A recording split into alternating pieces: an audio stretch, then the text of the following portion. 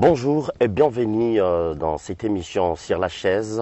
Aujourd'hui, nous parlons du processus électoral en République démocratique du Congo, les dépôts des candidatures, comment se prépare la femme face à ces combats démocratiques qui s'annoncent rides.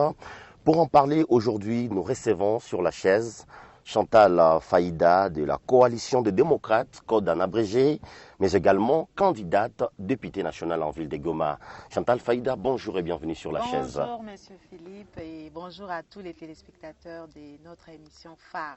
Oui, aujourd'hui nous parlons du processus électoral. Vous avez déposé votre candidature, ça il faut les signaler. Chantal Faïda, vous avez foi à ce processus électoral qui s'annonce déjà? Je m'en vais d'abord féliciter les institutions au niveau du pouvoir central parce que tous les 5 ans, dans notre constitution, nous sommes appelés à exercer notre devoir citoyen, c'est-à-dire désigner de nouveaux dirigeants pour donner un espoir, un avenir radieux à notre population de la République démocratique du Congo. De 2018 en 2023, 5 ans après, nous sommes obligés de passer une fois de plus cet exercice de désignation des nouveaux dirigeants. C'est ainsi qu'il y a les processus électoraux qui a plusieurs étapes, l'avant-élection, pendant-élection et après-élection.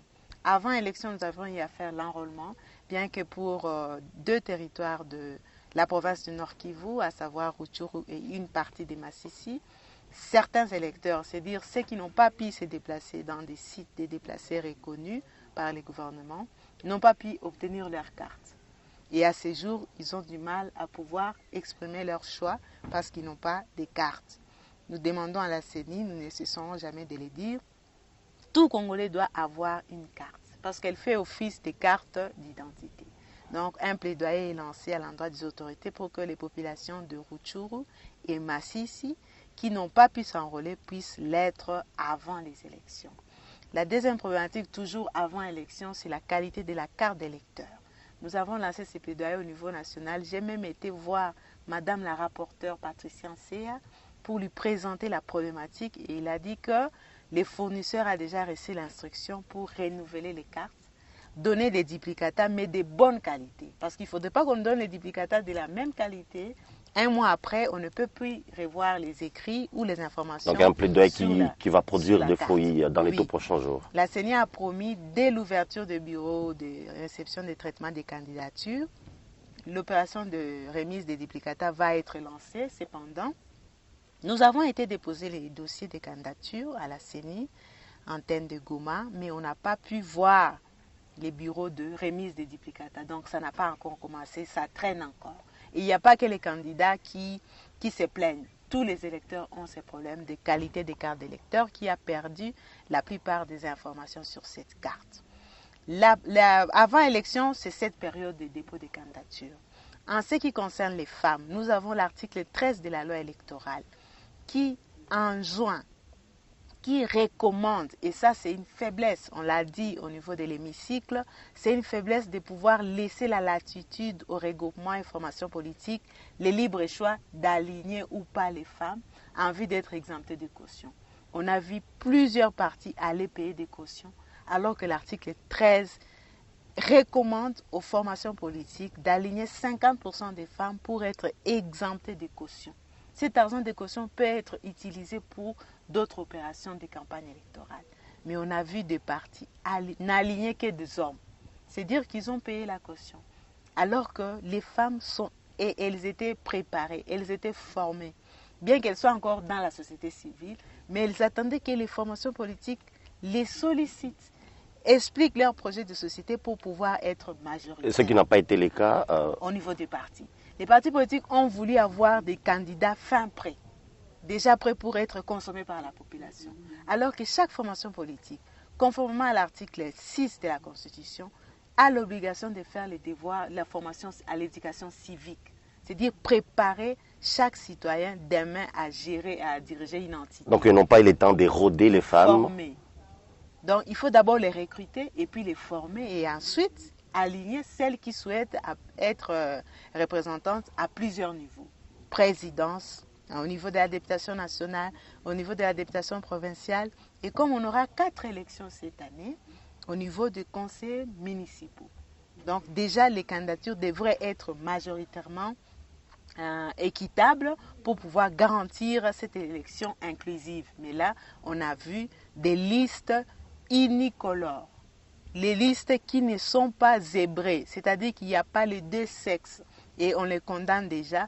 On souhaite que les formations politiques puissent se préparer pour les élections provinciales à pouvoir aligner équitablement la communauté, parce que la communauté est représentée par l'homme et la femme doit être aussi à l'hémicycle, là où se prennent les décisions pour que la société puisse prendre en compte les problématiques qu'elle a rencontrées au niveau de la communauté et la solution sera trouvée.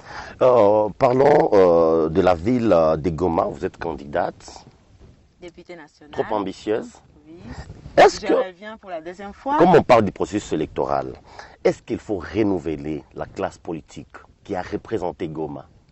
Il y a un besoin criant de renouveler notre classe politique parce que pour le Nord Kivu, de manière générale, c'est une province qui a besoin d'un nouveau sang, d'un nouveau souffle avec tout ce que nous vivons. Depuis près de 2 ans, nous ne cessons de vivre cette espèce d'exclusion de quelques territoires. Notre pays n'a pas le contrôle sur Rutshuru. Il y a la force East africaine, mais il y a toujours des kidnappings qui continuent, il y a des tueries, des assassinats, des enlèvements. Et on se demande, est-ce qu'on va continuer à être sous le contrôle des forces de l'Est de l'Afrique centrale, alors que nous avons notre armée républicaine? Donc ça, c'est déjà la première problématique. Notre État doit être réunifié. Jusqu'à ce jour, le fait de manquer Rutshuru, de manquer Masisi, parmi les territoires ayant aligné des candidats, c'est déjà une grande problématique qui doit trouver la solution avant les élections. C'est une priorité. C'est ainsi que toute la population demande à ce que le programme de cantonnement des rebelles de M23 puisse démarrer au plus tôt pour que nos FRDC puissent contrôler les 2 territoires et ensuite qu'on puisse enrôler rapidement les populations de ces 2 territoires et recevoir les candidatures à tous les niveaux dans ces territoires. Donc c'est une priorité urgente. Les populations qui vivent dans les sites des déplacés, certains ont eu des cartes, ils sont aussi concernés par les renouvellements des cartes par rapport à la perte de certaines informations sur ces cartes, mais aussi il y a des candidats parmi les déplacés. Donc il faut déjà qu'ils aient la possibilité de parler à leur base respective, mais ils sont coincés dans un site de déplacés, c'est très difficile de pouvoir parler à la population parce que vous êtes déjà dans une situation très difficile où personne ne peut écouter l'autre parce qu'il n'y a pas de sécurité, il n'y a pas de nourriture, il n'y a pas de santé. Donc les candidats ont du mal à pouvoir parler de leur vision dans cette situation. Mais nous encourageons chaque Congolais partout où il est, même s'il est en situation de déplacement, de nourrir sa vision pour servir la population. Parce que les nouveaux souffles amènent un nouveau régime, amènent une nouvelle façon de gouverner. Donc c'est une façon, les nouvelles personnes qui vont arriver vont amener quelque chose de nouveau et ça va aider la population. Chantal, je reviens sur ma question, je m'excuse. Pourquoi renouveler la classe politique, surtout en ville de Goma? En ce qui concerne les députés nationaux, parce qu'on ne peut pas parler des provinciaux, ils n'ont pas eu le temps de travailler. Pourquoi renouveler cette classe politique? Ces élus qui ont représenté la ville de Goma au sein de l'hémicycle. Vous savez que toutes les nations ont toujours été gérées par des générations. C'est-à-dire qu'à chaque 5-10 ans, on doit renouveler. C'est-à-dire qu'il y a des nouveaux majeurs, il y a des nouvelles façons de voir les choses. Aujourd'hui, avec l'intégration ou la percée de l'outil Internet, il y a une façon de communiquer. Les anciens dirigeants ne communiquaient pas comme on le voulait. Mais aujourd'hui, ceux qui arrivent communiquent de manière très, très différente que les anciens. Ils font du bon travail au niveau de l'hémicycle, mais ce n'est pas connu par la communauté, par la population. Alors que les nouveaux vont pouvoir donner des manières en organisant par exemple des lives sur Facebook, des lives sur YouTube, être accessible sur WhatsApp et donner les résultats des plaidoyers menés. Aujourd'hui, la ville de Goma a un problème sécuritaire. On a besoin d'avoir des gens qui ont des nouvelles façons de voir les choses. Nous voyons des Russes qui font des patrouilles, mais personne ne communique sur ça. Est-ce que nous sommes toujours dans notre pays? Est-ce qu'on a toujours droit à l'information? c'est cette accessibilité. Les anciens leaders ne nous donnaient pas l'information par rapport à la gestion au quotidien de notre ville, de notre province. Nous avons la problématique de l'emploi et de l'inclusion de jeunes et de femmes dans les instances décisionnelles. Aujourd'hui, nous avons une nouvelle génération de jeunes qui pensent que l'emploi peut être créé par les soutiens au secteur privé, parce que le secteur public ne peut pas employer tout le monde. Mais si on donne un climat des affaires très reluisant pour chaque entrepreneur, à ce moment, l'emploi va être créé, il y aura l'impôt qui va être, les caisses de l'État qui vont être renflouées par les paiements de l'impôt des secteurs privés. C'est dire qu'on doit pouvoir garantir la sécurité pour que ceux qui doivent aller dans leur ferme pour pouvoir ramener du lait, du fromage, puissent le faire de manière sécurisante. Mais aujourd'hui, ils ont du mal, ils ont arrêté, ils ont suspendu. Nous observons une flambée des prix des biens de première nécessité de manière catastrophique. Les gobelets de haricots a triplé. Le maïs, n'en parlons. Même le coût du transport. À ce moment, c'est dire qu'il y a des failles quelque part. Or, si un État ne produit pas, il est obligé de recourir à la devise externe. C'est ainsi qu'on a la hausse du taux du dollar. Beaucoup d'entreprises sont en train de fermer seulement à cause de cette fluctuation du prix du dollar de 2000 francs à 2400. Les gens ne comprennent pas, c'est parce qu'on ne produit pas. On ne produit pas parce que nous sommes en insécurité. D'où la sécurité garantit le développement. Et les leaders qu'on veut envoyer là-bas, que la population doit pouvoir choisir pour cette fois, c'est des leaders qui sont d'abord dans leur plan, ils ont la partie sécuritaire comme une priorité. Ce qui m'amène à poser une question sur votre personne, candidate député nationale. S'il faut le dire, même nous ne sommes pas en train de faire une campagne ici. Qu'est-ce qui a motivé nous voyons Chantal qui est vraiment trop motivée pour avoir peut-être une place en ville de Goma. Qu'est-ce qui a motivé Chantal? Bon, ma candidature a plusieurs raisons d'être. D'abord, c'est une candidature qui est sollicitée par la population de la ville de Goma, beaucoup plus les jeunes et les femmes. Ils veulent pouvoir être représentés aux instances. Et on a eu beaucoup de formations, beaucoup d'assises et on a recommandé aux jeunes de pouvoir se porter candidat. Et moi, c'est pour la deuxième fois que je reviens. En 2018, j'étais candidate dans la ville de Goma. Et cette année, je reviens. Parce que j'ai un plan pour la sécurité de notre ville. Parce qu'on parle d'abord de la circonscription d'où l'heure vient. Bien qu'on soit député national, on doit s'intéresser à toutes les questions des autres provinces. Mais pendant la campagne, on présente d'abord son projet pour la ville. Et donc, moi, c'est d'abord la sécurité. Et en essayant de parler avec les forces de sécurité, il y a un problème de budget. Et c'est les députés qui votent les budgets. Donc, pour la question sécuritaire dans notre pays, on doit avoir un budget conséquent pour garantir un salaire décent, une solde décente pour nos militaires et policiers. Ça, c'est la première des choses. Ce qui ne préoccupe pas beaucoup des élus parce qu'ils se limitent à parler de leur émolument sans pour autant à toucher le vrai problème de la population. Alors que notre pays a beaucoup de ressources, c'est possible de pouvoir garantir aux députés, aux dirigeants, aux fonctionnaires publics leur salaire et en même temps pour les forces de sécurité. Et aussi doter notre pays des équipements modernes.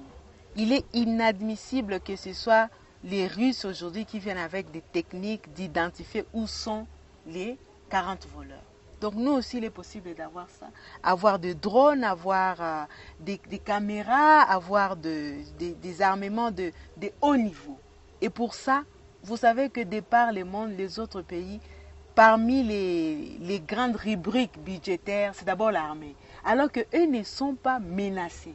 Mais nous sommes en pleine guerre depuis 2 décennies, mais on n'a pas des équipements de haut niveau. C'est-à-dire que quelque part, on a inversé les priorités. Et dans notre pays, d'abord avoir l'équipement pour faux et puis garantir aux forces de sécurité des prises en charge sociales très, très valorisantes. Et à part ça, il faudrait maintenant qu'il y ait la population qui accepte de collaborer. Parce que les premiers agents de renseignement, c'est chaque citoyen dans son avis. Dès qu'il voit un étranger qui a des attitudes un peu douteuses ou floues, à ce moment, il faut les signaler au chef de quartier pour alerter la police. C'est ça les bons agents de renseignement. Et la population, on doit les sensibiliser au travers des dirigeants. La deuxième problématique, c'est l'emploi des jeunes. On a dit que c'est le secteur privé qui crée les richesses, qui est le moteur de croissance. Et si on appuie les climats des affaires, c'est-à-dire qu'il y a accès au crédit dans nos banques, pourquoi nos banques ne donnent pas de crédit aux petites et moyennes entreprises? Parce que ce sont elles, aujourd'hui, il y a plus de 95% des petites et moyennes entreprises qui entretiennent les secteurs publics. C'est-à-dire, si aujourd'hui, nous avons des ressources qui permettent à notre État de fonctionner, c'est au travers de ces petites et moyennes entreprises. Elles sont nombreuses, c'est-à-dire qu'elles résorbent le chômage à un niveau, mais elles ne sont pas appuyées. Elles ont besoin d'avoir accès au financement, elles ont besoin d'avoir le protectionnisme. C'est-à-dire que ce qu'on produit localement doit être consommé localement.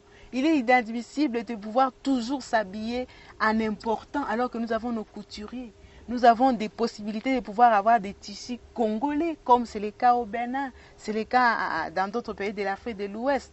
Donc, d'une certaine manière, on doit garantir au secteur économique un souffle nouveau en encourageant les made in DRC, consommons congolais.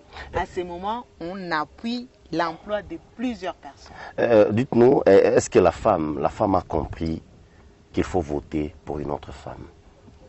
Je pense que et l'homme et la femme doivent comprendre que la femme doit aussi se présenter et elle est capable de plaider haut les problèmes que nous vivons. Parce que la communauté est composée de deux personnes. On ne peut pas avoir une personne qui a deux pieds mais qui décide de marcher avec un seul pied. Il va, bien sûr, il peut avancer, mais en utilisant soit une béquille ou en se faisant aider, alors qu'il a les deux pieds. C'est dire que l'homme et la femme doivent marcher ensemble pour aller vers le développement. La force que l'homme a, il les met au service de la nation. La force que la femme a, elle les met au service de la nation et on avance rapidement, on court vers le développement. Mais le fait de les mettre de côté, alors que nous avons des textes de loi, l'article 14, qui encourage une représentativité équitable, c'est-à-dire 50%, 50%. Et ce n'est pas négociable parce que c'est la loi. La loi est au-dessus des coutumes. S'il y a des coutumes qui encore retardent les femmes à être présentes, ces coutumes doivent être bafouées parce qu'il y a la loi qui encourage aujourd'hui les femmes à être. Et on a vu dans d'autres pays comme l'Allemagne, comme l'Éthiopie aujourd'hui, dirigées par des femmes qui sont devenues des puissances internationales. Pourquoi? Parce qu'on a compris qu'il n'y a pas de barrières en termes de gouvernance.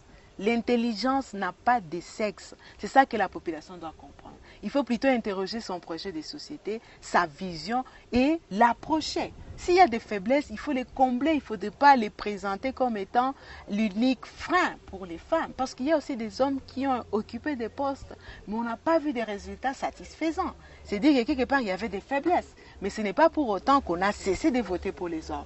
Donc, pour les femmes, on devrait aussi donner les mêmes chances et espérer. Mais cependant, comme nous sommes un pays africain avec beaucoup de difficultés, les plaidoyers des femmes, c'est d'avoir des systèmes de quotas comme dans d'autres pays pour pouvoir garantir au moins 30% de représentativité au niveau du Parlement national. Aujourd'hui, on est à 12%. Alors qu'il y a d'autres pays comme le Sénégal, ils sont à 50%. Merci. Parce qu'ils ont adopté le système de quotas.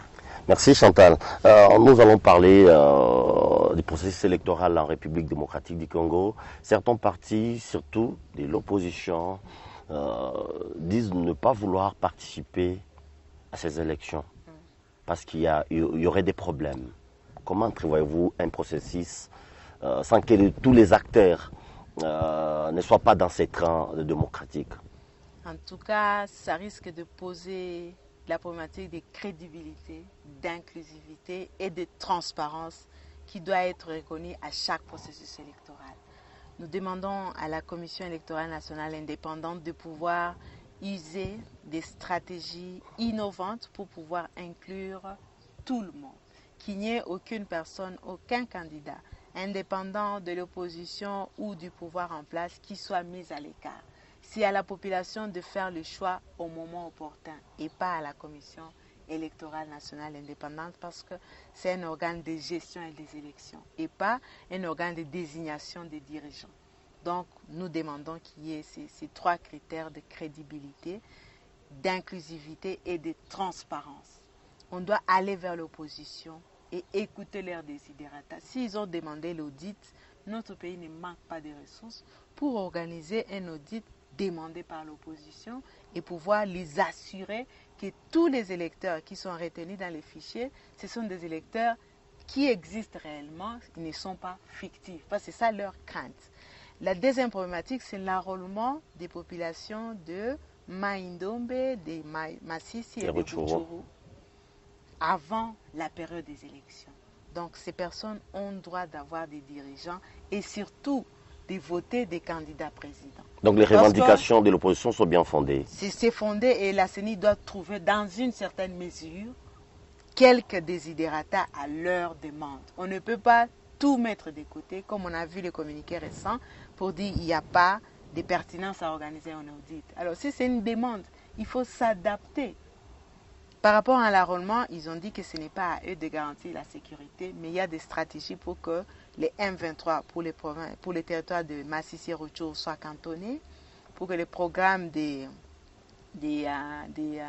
gestion de personnes qui vont se désengager des mouvements et groupes armés, il manque l'appui, les programmes PDDRCS, ils ont un budget, ils ont une stratégie, mais tout ce qui manque aujourd'hui, et on a vu des jeunes qui se sont rendus quitter encore les centres d'encadrement par manque de prise en charge, parce qu'ils n'ont pas à manger, ils n'ont pas de prise en charge sanitaire, ni d'autres activités d'apprentissage des métiers. Donc, il y a urgence que notre gouvernement puisse allouer des ressources qu'il faut parce que la sécurité ne peut pas être éternelle, l'insécurité. C'est la sécurité qui doit être permanente. Et pour Mai-Ndombe, on a vu des avancées, bien qu'il y ait encore des personnes qui se sont déplacées, c'est dire qu'on ne peut pas organiser l'enrôlement alors que les personnes ne sont pas encore de retour dans leur milieu.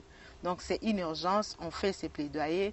Notre pays a beaucoup de ressources et s'il faut recourir à la communauté internationale, pourquoi pas? Parce qu'en 2018, on a organisé nos élections par nos propres efforts, mais la communauté internationale avait toujours son bras tendu pour pouvoir apporter son appui. Donc on peut aller vers elle pour qu'elle nous apporte un appui, bien qu'on demeure souverain. Mais toute nation a toujours eu un appui externe. En ce qui concerne d'autres demandes en termes de prolongation, vu l'enclavement de certains territoires où des entités de DGRAD ne sont pas à proximité pour pouvoir payer les cautions, où des entités de la CENI peut-être sont inaccessibles par voie routière, il faut prendre des canaux rapides et ils ne sont pas réguliers tous les jours. On peut prolonger d'une semaine, il n'y aura pas mort d'homme, pourvu qu'on puisse garantir que la date du 20 décembre, il y aura 4 élections. Merci. Chantal Faïda, face à nos caméras pour de petites questions et de petites réponses. Chantal Faïda, si on vous demandait de qualifier en 3 mots les résultats du travail de Zélie de 2018, qu'est-ce qu'il faut dire? Je dirais d'abord apprentissage pour certains qui étaient des novices. Des novices. Le deuxième critère, ce serait émergence, parce qu'on a vu pour le député de notre coalition des démocrates, l'honorable Elvis Moutiro Abachara, j'ai vu plus de 2 lois, la loi sur l'agriculture et la loi sur le tourisme, qui ont été votées pendant son mandat. C'est-à-dire que ce sont des députés productifs. Donc, il y a un certain côté d'émergence et beaucoup plus de plaidoyer. Parce que le rôle du député, c'est de légiférer, de représenter et de contrôler. Donc, on doit les évaluer sur base de ces 3 rôles. On ne peut pas aller en dehors. Et on a vu qu'ils nous ont représentés au travers des sessions parlementaires qu'ils tenaient, au travers des prises de parole dans les médias. Et les contrôles, on a vu quelques contrôles, bien que le bureau a pu retarder certains contrôles, mais on a vu beaucoup de mandataires publics être interpellés. Le dernier critère, c'est la résilience. Surtout pour les députés provinciaux, ils n'ont eu qu'une seule année, mais on a eu quand même quelques édits être votés. Et ces nationaux, on a vu que face à la crise sécuritaire, parce que ces mandats étaient marqués par l'insécurité, la misère, la souffrance. Et donc même les députés étaient touchés dans leur fort intérieur, mais ils étaient résilients. Oui, si j'ai retenu un mot, ils étaient productifs. Alors pourquoi remplacer le productif?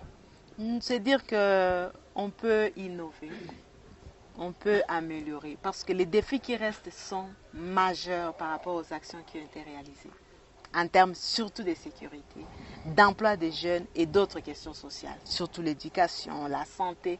Il y a beaucoup de propositions que les jeunes, que la nouvelle classe politique apporte.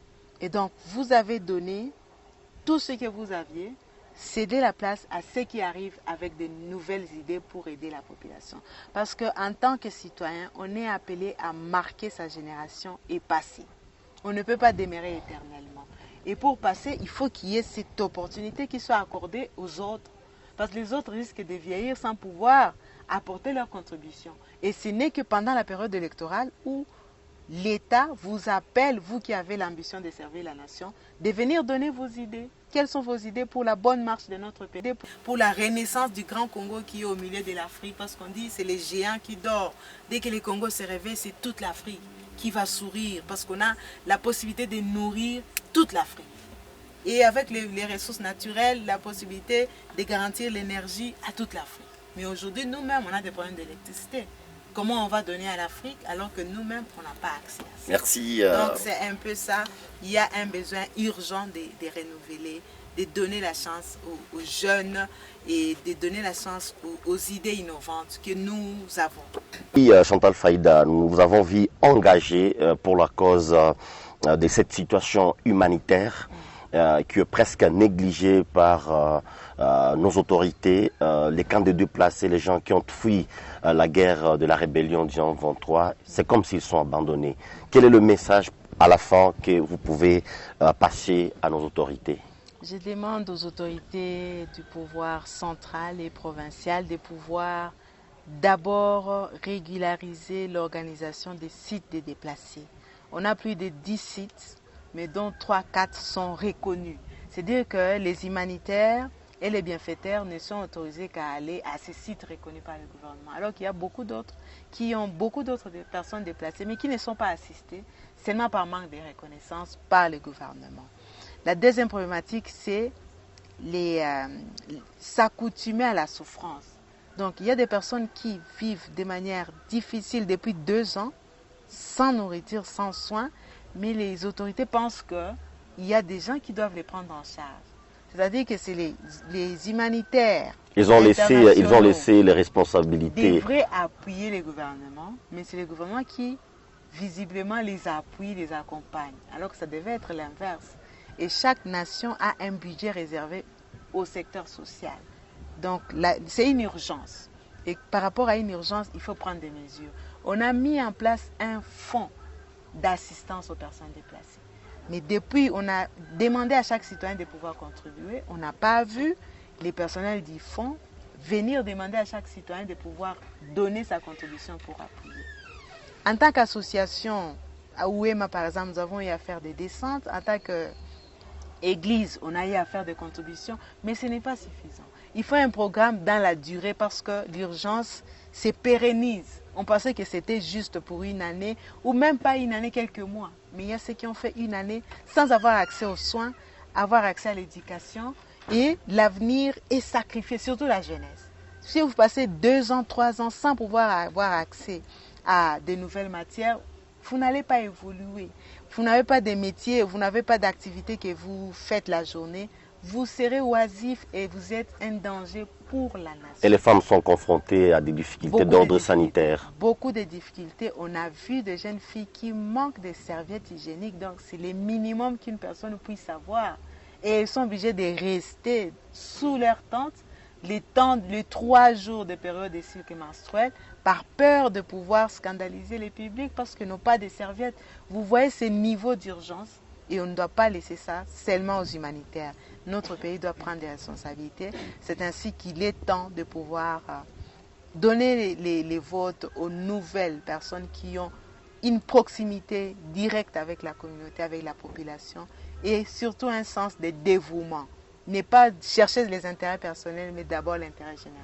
Merci Chantal Faïda. Je rappelle que vous êtes de la coalition des démocrates et candidate députée nationale en ville de Goma.